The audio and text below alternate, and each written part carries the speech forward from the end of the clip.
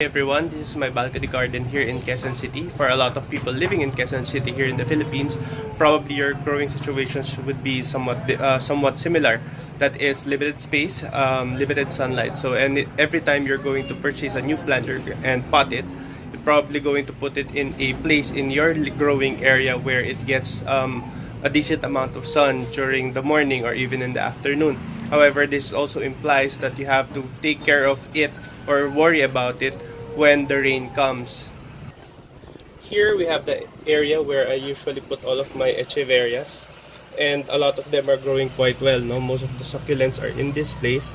They get sunlight every morning coming from this side of the garden, and every time it rains, of course, I can't worry about them anymore. So this echeveria here, no, I have one of my echeverias. Here we have one of my echeverias that I had for the longest time. I think I was able to get it around December or January this year. Up till today, until today, no, it's still alive. A lot of my earlier succulents are also here. So you have your jelly beans, graptoveria, and even this crested one here, which originally belonged to my mother. So for now, probably we're going to look at this one. This calancho. Right now we're here at my greenhouse. This is the roof deck garden. So this is where I do all my growing activities. And here we're going to look at the two plants that we were looking at earlier in the balcony garden. So this is the echeveria that we're looking at. The potting medium is pumice on top, and then I'm going to show you what we have at the bottom. As you can see, the bottom part of the echeveria has already rotted out, no? So we'll see what caused that, or probably some people or some experts could explain why this is happening. So we'll just dump it out. So there, as you can see, the topping of the echeveria in the pot was this part, the pumice, and then at the bottom is a 30% mix of garden soil and pumice as well. However, given the growing conditions we have at the balcony, which is similar to most people in Quezon City, it's just not sustainable for the plant. But if you look at the echeveria itself, no, you can see that the part of the plant that was growing on top of the pumice was slowly rooting, and given its very resilient nature, it's kind of surviving just on that medium alone. Now, we look at the calancho we were looking at earlier, and it's just the same, no?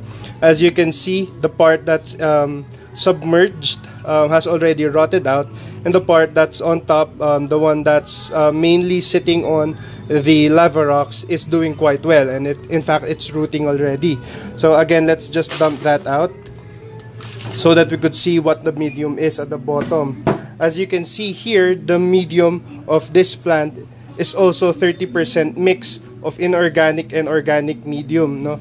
Majority of it is 70% of it is also organic media or inorganic media, and the remaining 30% is inorganic. But again, as you can see, and as I was showing earlier, the part that was growing on top of the lava rocks was the part that is barely surviving, no? And that's thanks, of course, to the nature of the plant, no? Its resiliency. So there we go, no? As you can see, my mix is the mix for these two plants is a combination of inorganic media and organic media, and with a topping of inorganic media, so that less part of the plant will be in direct contact with the organic medium. So again, let's let some of the expert probably explain why this happens. Of course, I did my part, no,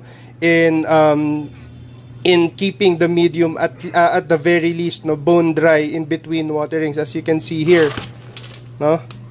So it's not it's actually due for watering already, but as you can see, the part of the plant that was submerged in the semi-inorganic and organic media has already rotted out right here.